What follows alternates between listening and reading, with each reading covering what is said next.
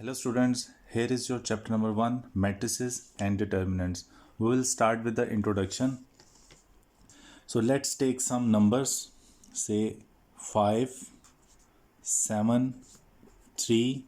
I am writing these numbers and writing in some particular arrangement. मैं इन numbers को यहाँ पर लिख रहा हूँ और इन नंबर्स को एक ख़ास तरतीब में लिख रहे हैं. अगर हम कुछ नंबर्स कलेक्ट करें, जैसे कि ये 6 नंबर्स मैंने यहाँ पे कलेक्ट किए हैं और इन नंबर्स को हमने एक ख़ास तरतीब में लिख दिया है. नंबर के नीचे नंबर आ रहा है, नंबर के साथ नंबर है और ये पर्टिकुलर अरेंजमेंट है.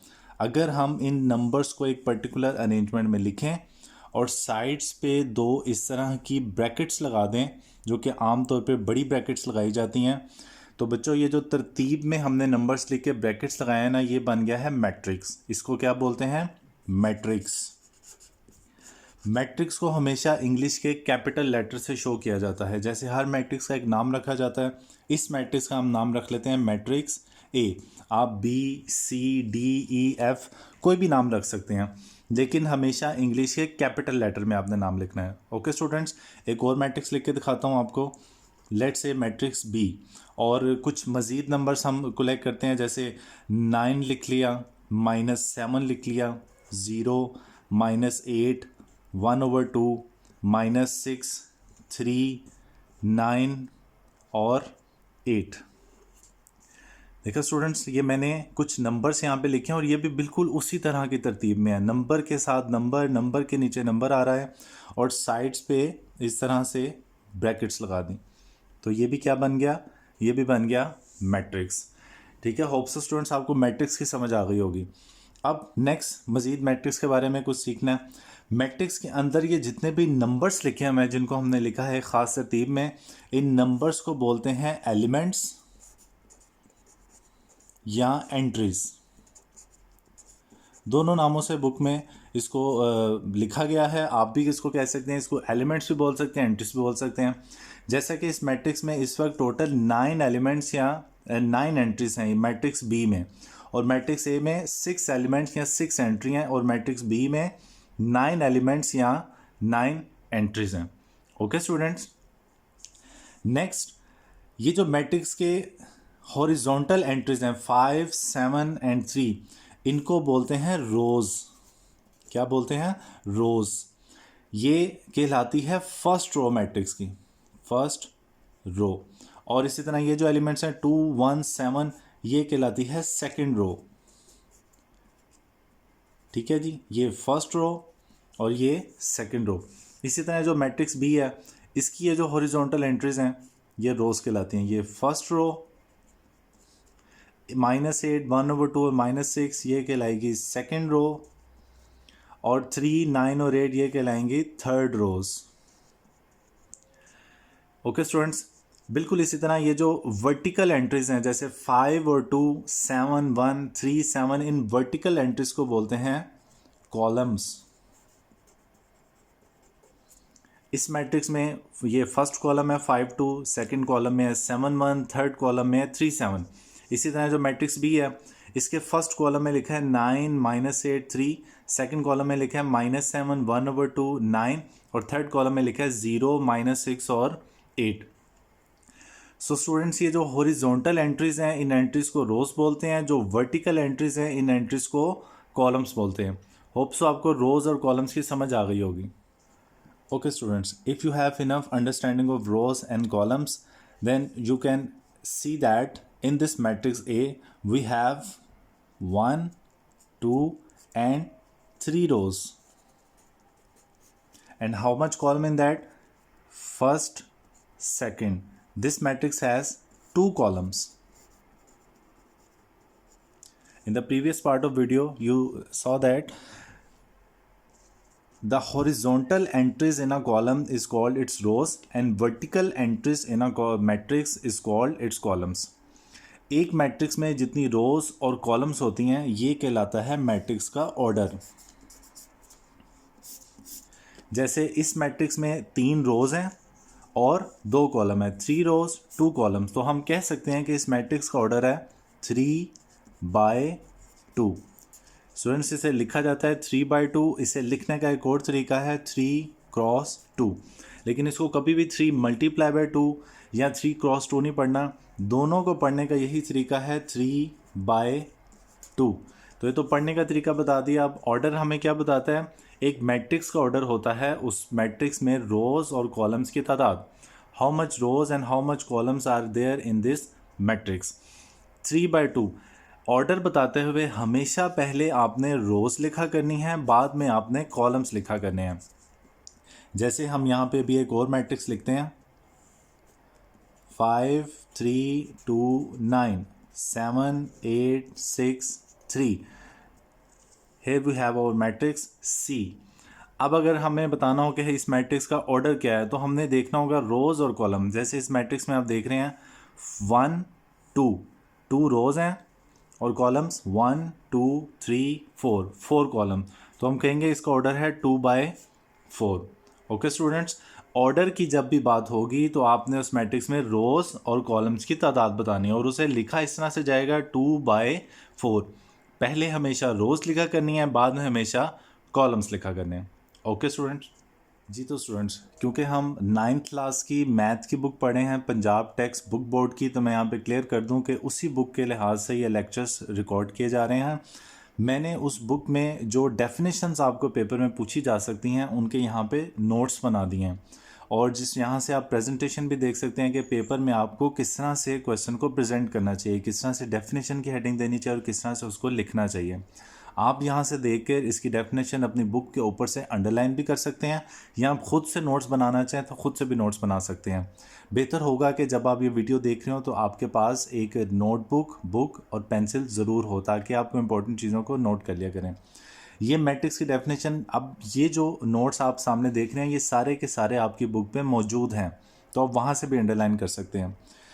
मैट्रिक्स की फर्स्ट लाइन में उस मैथमेटिशियन का नाम है जिसने मैट्रिक्स को इंट्रोड्यूस करवाया था। ये नाम आपसे एमसीक्यू में पूछा जा सकता है, इसलिए यहाँ पे उसको हाईलाइट कर दिया कि ऑर्थर कैले था, इंग्लिश मैथमेटिशियन 19th सेंचुरी में, जिसने मैट्रिक्स को इंट्रोड्यूस करवाया था। Definition, a rectangular array. आपने देखा स्टूडेंट्स कि हमने जब मैट्रिक्स बनाया था तो वो उसकी तरतीब एक रेक्टेंगल की शेप की थी, जैसे ये लिखा हुआ है, तो इस वजह से हमने इसको रेक्टेंगुलर एरे, एरे मीन तरतीब, और a formation of a collection of real numbers. Numbers को ही रियल नंबर्स बोला जाता है कि जब हम नंबर्स को एक रेक्टेंगुलर एरे में लिख देते हैं, जैसा कि 0 1 2 3 4 और 7 को इस तरह से रेक्टेंगुलर एरे में लिख दें, and then enclose by brackets, और फिर उसको इस तरह से ब्रैकेट्स में बंद कर दिया जाए, set to form a matrix, और वो मैट्रिक्स बनता है। The matrices are denoted by capital letter A B C M N etcetera of English alphabets. Matrix को हमेशा इंग्लिश अल्फ़ाबेट्स में नोट किया जाता है। फिर रोज़ और कॉलम्स, इस वीडियो के पहले हिस्से में सीख चुके हैं कि हॉरिजॉन्टल एंट्रीज को रोज़ बोला जाता है और वर्टिकल एंट्रीज को कॉलम्स बोला जाता है। एक मैट्रिक्स में जितने रोज़ और कॉलम्स होते हैं वो उस मैट्रिक्स का ऑर्डर कहलाता है। तो ये ऑर्डर की definition, the number of rows यानी कि रोज़ की तादाद, एंड कॉलम्स और columns in a matrix, matrix में specifies its order. If a matrix M has M rows and N columns, then M is said to be order M by N।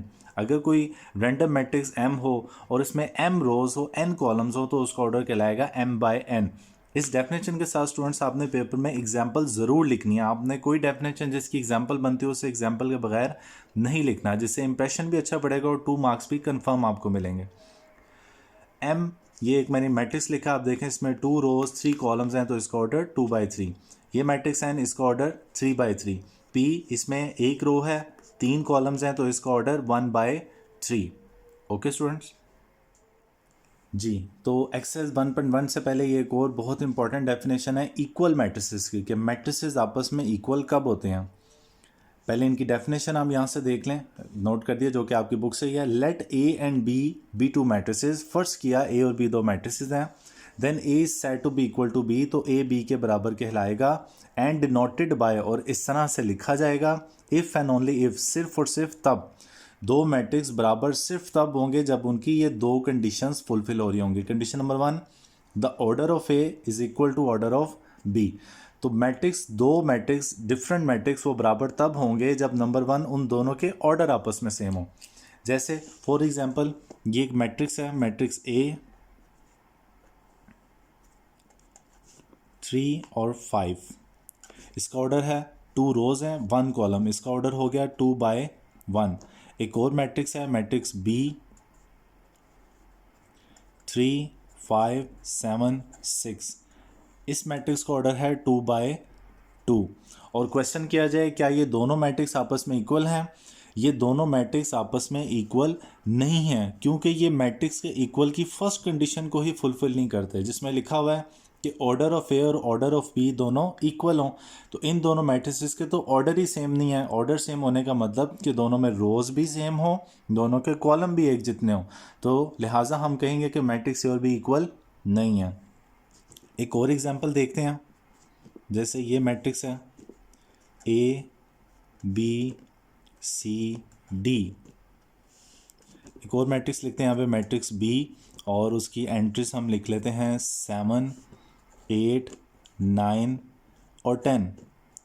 ये दो matrix हैं। इस matrix का order है 2/2, फिर इस दूसरे मैट्रिक्स का ऑर्डर भी है 2/2। अब क्वेश्चन ये हो क्या ये दोनों मैट्रिक्स आपस में इक्वल हैं? फिर हम देखेंगे फर्स्ट कंडीशन जिसमें लिखा है order of A and order of B are equal. तो आप देखेंगे जो दोनों मैट्रिक्स हैं इनके ऑर्डर तो बिल्कुल सेम है।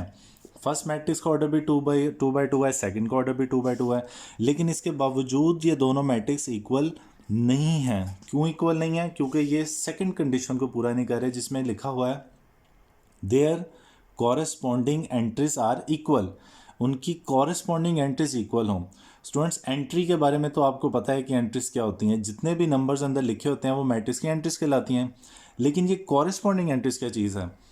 जैसे इस मैट्रिक्स की जो फर्स्ट एंट्री है वो है ए, बिल्कुल इसी तरह मैट्रिक्स बी की जो फर्स्ट एंट्री है ये है 7। इन दोनों एंट्रीज को बोलते हैं कॉरेस्पॉन्डिंग एंट्रीज, जो बिल्कुल आमने सामने एक दूसरे के लिखे हैं, सेम पोजीशन पे जो मौजूद हैं। दूसरी एंट्री है B, first row second column की एंट्री है बी, जबकि इसके फर्स्ट रो और सेकंड कॉलम की एंट्री है 8।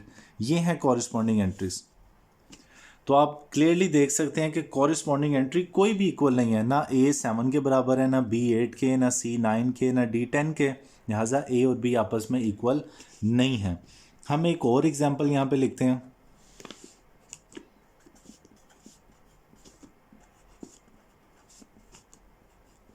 एट और 9। एक और मैट्रिक्स लिखते हैं मैट्रिक्स बी 5 6 7 2 3 1 7 8 9। अब ये देखना है कि मैट्रिक्स इक्वल हैं या नहीं हैं। सबसे पहले आपने हमेशा चेक करना है ऑर्डर। इस मैट्रिक्स का ऑर्डर 1 2 3, 3 रोज हैं, 1 2 3 3 कॉलम्स हैं, तो इसका ऑर्डर है 3/3। और इस मैट्रिक्स का ऑर्डर भी है 3/3। तो फर्स्ट कंडीशन तो पूरी हो रही है कि दोनों मैट्रिक्स का ऑर्डर बिल्कुल सेम है।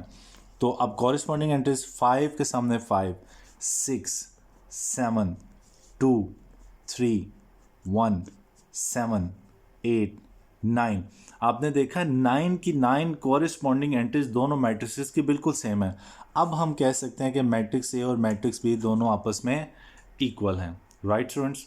जी, तो आज के लेक्चर की समरी है जिसमें हमने मैट्रिक्स की डेफिनेशन पढ़ी है, मैट्रिक्स का इंट्रोडक्शन देखा है, मैट्रिक्स के रोज और कॉलम्स क्या होते हैं उन्हें स्टडी किया है, मैट्रिक्स का ऑर्डर क्या होता है उसको स्टडी किया है, जितने रोज और कॉलम्स हैं उसका ऑर्डर कहलाता है। इसके अलावा हमने मैट्रिक्स जो इक्वल मैट्रिक्स कौन कौन से होते हैं, किस तरह से होते हैं, क्या कंडीशन है उनकी कि ऑर्डर दोनों के बराबर हों, कॉरेस्पॉन्डिंग एंट्रीज दोनों की इक्वल हों। नेक्स्ट टॉपिक इंशाल्लाह हमारा एक्सरसाइज 1.1 जिसको हम नेक्स्ट वीडियो में दिखाएंगे। Thank you.